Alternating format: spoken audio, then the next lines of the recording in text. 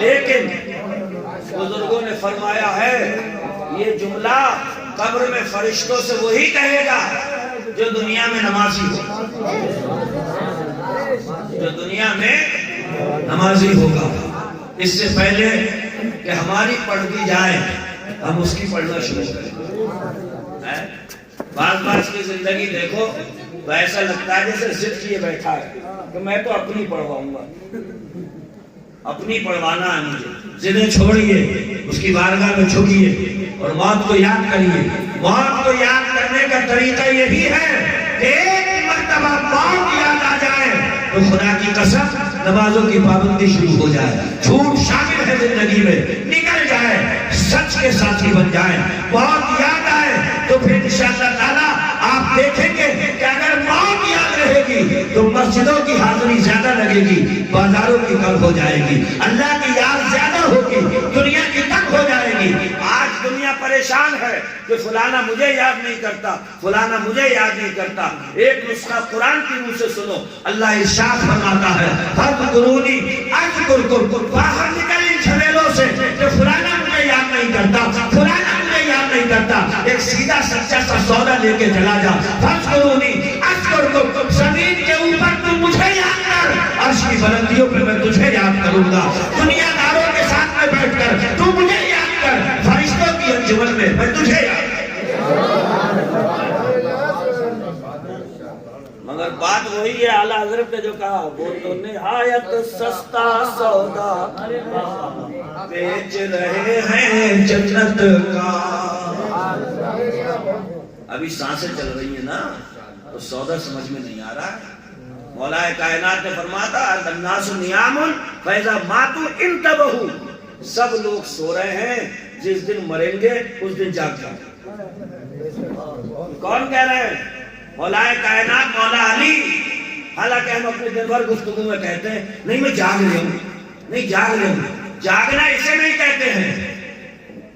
کان ابو جہل کے پاس بھی تھا مگر سنتا ہی نہیں تھا، دماغ تھا مگر سوچتا ہی نہیں تھا۔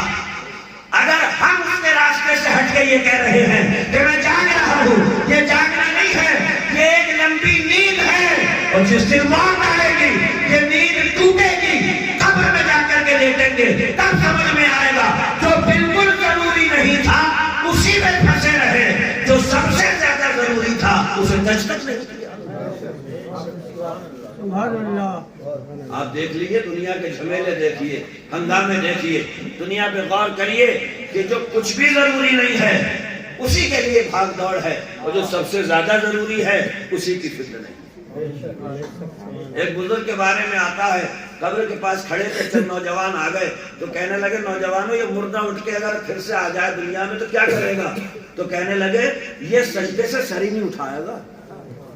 تو بزرگ نے فرمایا اب یہ نہیں آئے گا مگر تم سجدے میں سر رکھ لو، کیونکہ ٹائم اس کا ختم ہو چکا ہے، وقت اس کا ختم ہو چکا ہے، سمے اس کے پاس میں نہیں ہے، مگر ابھی تمہارے دل کی دھڑکنیں سلامت ہیں، آنکھوں کا نور سلامت ہے، سانسوں کے تار سلامت ہیں، یہ تو لوٹ کے نہیں آئے گا مگر وقت تمہارے پاس میں ہے۔ سر کو سجدے میں رکھ کر کے کہو مولا سارا دھندا چھوٹا ہے، سب سے پرطیب اگر کوئی چیز ہے تو تیری عبادت کے سجدے۔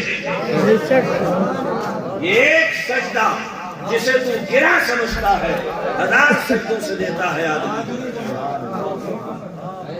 سرکار اعلیٰ حضرت اسی موقع کے حوالے سے فرماتے ہیں راہ پرخار ہے کیا ہونا ہے، پاؤں افگار ہے کیا ہونا ہے۔ ذرا سوچئے، پاؤں میں پڑے ہو چھالے، راستہ بھرا ہو کانٹوں سے، اب چل کے دکھائے کوئی؟ یہ آنکھیں بند ہونے کے بعد جو آخرت کا سفر ہے یہ ایسا ہی ہے، کیونکہ اعلیٰ حضرت جیسا مجدد جب ان راستوں کو یاد کرتا ہے تو کہتا ہے میں مجھے ہوا تھا، مجھے ساتھ لے لو، راستے میں ہے جا بجا۔ اپنے تھانے والے تو مان جاتے ہیں جلدی، نیچے سے سرکا دو ایسے کر لو۔ ہاں حالانکہ بہت ٹیڑھا پن دکھاتا ہوتا ہے کہ نہیں بات بنی نہیں سکتی، مگر ایسے کر کے سرکاؤ تو کہتا ہے تمہیں آنے ہی ضرورت ہی کیا تھی، پوچھ بھی کہہ دیا ہوگا۔ مگر وہ جو تھانے والے ہیں خدا کی قسم کو چھوڑیں گے نہیں. حدیث کی کتابوں میں آتا ہے 5ویں آسمان پہ فرشتہ ہے, ادھر سے بندے کے اعمال چلے, نمازیں چلی, روزے چلے, حج چلا, زکات چلی, تمام میں سچ کے چلی, 5ویں آسمان پہ پہنچی. 5ویں آسمان کا فرشتہ کہتا ہے جس کے اعمال ہیں اسی کے منہ پہ مار دو لے جائے. سوچا تو یہ تھا سب قبول ہو گیا, وہ نمازیں جا رہی ہیں, روزے جا رہے ہیں, حج جا رہا, صدقہ جا رہا. فرشتے لے جانے والے کہتے ہیں کیا خطا ہو گئی؟ تو وہ 5ویں آسمان کا فرشتہ کہتا ہے یہ اس بندے کے اعمال ہیں جس کے دل میں حسد کی بیماری موجود ہے. اور یہ ایسی بیماری ہے کم وقت پتہ بھی نہیں چلتی.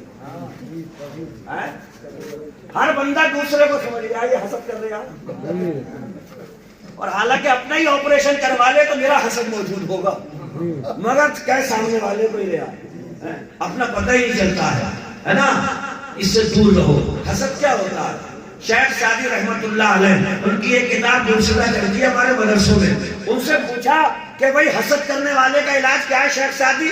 تو کہنے لگا اس سے کہو وہ مر جائے, کیونکہ بغیر موت کے اس کا کوئی علاج ہے ہی نہیں. جب تک مرے گا نہیں جب تک اسے چین ملے گا ہی نہیں. تو جلنا چھوڑیے, اس لیے کہ حسد کرنے کا مطلب اللہ کے بٹوارے پہ اعتراض کرنا ہے. آپ دنیا میں آئے, اللہ نے بانٹا, وَنَحْنُ قَسَمْنَا بَيْنَهُمْ مَعِيشَتَهُمْ فِي الْحَيَاةِ الدُّنْيَا. قرآن میں رب فرماتا ہے میں نے گھر دیا, دولت دی, زمین دی, کاروبار دیا, مرتبہ, شہرت, عزت, عظمت, یہ سب میں نے بانٹا ہے. جب بانٹا میں نے ہے تو تیری اوقات کیا ہے کہ تو میرے بٹوارے پہ اعتراض کرتا ہے, تقسیم پہ اعتراض کرتا ہے. بانٹنے والا پروردگار ہے, تو اعتراض کرنے والا دنیا دار کیسے ہو سکتا ہے؟ یہ اسلامک زندگی کی ایک ہلکی سی جھلک دکھا رہا ہوں, ورنہ تو روز سورج نکل رہا ہے, ڈوب جا رہا ہے, شام آ رہی ہے, دن نکل آتا ہے, دن جاتا ہے, شام آ جاتی ہے اور زندگی تمام ہو جاتی ہے. لیکن اگر تھوڑا سا غور کریں تو خدا کی قسم قدم قدم پہ جنتیں بھی آباد ہیں. بھول جائیں تو جہنم کی جگہ بھی تیار ہے. اگر تھوڑا سا غور کر لیں, اعلیٰ حضرت کو سنیے, راہ پرخار ہے کیا ہونا ہے, بام افطار ہے کیا ہونا ہے, گھر بھی جانا ہے مسافر کے نہیں, مت پہ کیا مار ہے کیا ہونا ہے. اعلیٰ حضرت ہم نے سنا ہے آپ کا گھر محلہ سوداگران میں تھا, تو آپ کون سے گھر جاؤ گے کہ گھر بھی جانا ہے؟ جواب آئے گا یہ عارضی ہے, چند دنوں کے لیے برتنے کے لیے ہے. اصلی تو وہ ہے جہاں سے نسل انسانی کے باپ حضرت آدم کا سفر شروع ہوا, اور وہ مقام کون سا ہے؟ جنت ہے. اسی کی سب کو تلاش. تو تھوڑا سا انتظام اس کا بھی کر کے لے کے چلیے, کاروبار بھی کریے, بزنس بھی کریے, دوڑ دھوپ بھی کریے. بہت سارے لوگ کہتے ہیں کہ بھائی نیک بنو تو اکٹھے بنو. وہ ایسے نیک بنتے ہیں اکٹھے کہ پھر وہ کام ہی نہیں کرتے کوئی, کہ ہم تو نیک ہو گئے. ارے نیک ہونے کا مطلب یہ ہوگا کہ اکٹھے ہو گئے.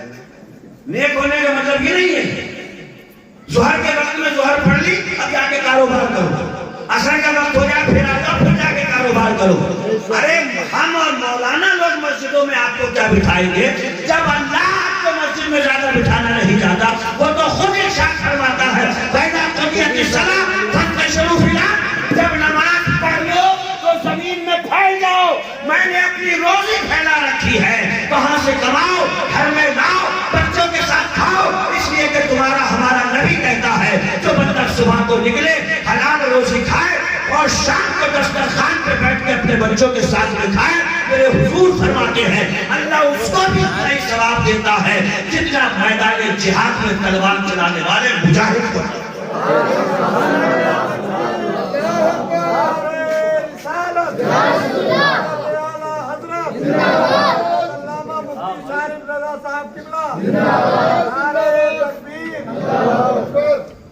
گزر جانے والے چلے جاتے ہیں اور اپنے پیچھے حسین یادوں کا قافلہ چھوڑ کے جاتے ہیں. کوشش کرو یہ حسین یادوں کا قافلہ ٹھیک ٹھاک رہے, ہے نا. ایک بزرگ فرمایا کرتے تھے کہ مشکل یہ ہے جو قبروں میں چلے گئے وہ بتا نہیں سکتے کہ وہاں ہو کیا رہا ہے. اور ہمارے لیے مشکل یہ ہے کہ ہم ان کی قبروں میں گھس کے یہ پتہ نہیں لگا سکتے کہ ان پہ گزر کیا رہی، نہ وہ بتا سکتے ہیں، ہم نہ جاتے تو ان سے پوچھ سکتے ہیں، مگر ہے قول محمد قول خدا، فرمان نہ بدلا جائے گا، بدلے گا زمانہ نگر، قرآن نہ بدلا جائے گا، میرے نبی فرماتے ہیں القبر روضۃ من ریاض الجنہ اور حفرۃ من حفر النار، قبر یا تو جنت کی کیاری بنتی ہے یا جہنم کا گڑھا۔ جنت کی کیاری تب بنتی ہے جب مرضی کے کام اللہ کے ہوتے ہیں، اور جہنم کا گڑھا اس وقت بن جاتی ہے جب رب سے بغاوت۔ بے شک بے شک۔